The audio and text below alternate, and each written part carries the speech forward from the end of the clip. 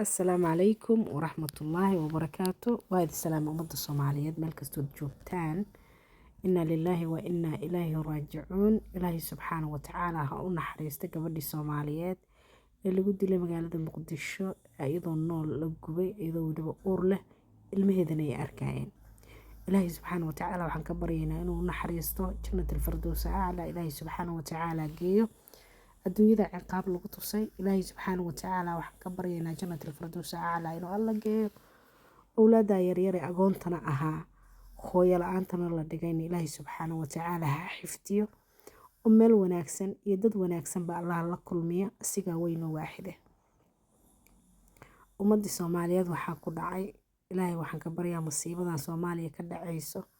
إنه إلهي سبحانه وتعالى ومدك الدل بقولك بقول إسلام كأه dhibaato dadka haysata ilaahay dhibaatada ha ka dulqaado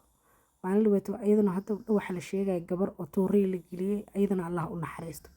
gabdhaha Soomaaliyeed dhibaato haysata dhibaatada Allah ka qaado walaalayaal gabdhaha Soomaaliyeed oo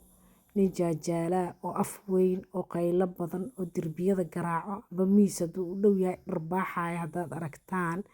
iska ilaaliya oo markuu qaylino afka saa u kala taaga ka carara meeshii idiigu dhow islaan jooga dalaq dhaha naftiina ka fikira ilaahay ha idin ilaaliyo adikana is ilaaliyo awlaadiina yaryarkaana ilaalsada nin af dheer oo qaylina oo naagaha la tirsana oo jaajaala oo afku laba baaldi yahay kursi hadduu u dhow yahay baal dharbaaxtina ku kala goyna albaab hadduu u dhow yahay dharbaaxtin ku dhufana adiga hadduu korkaaga uu dilo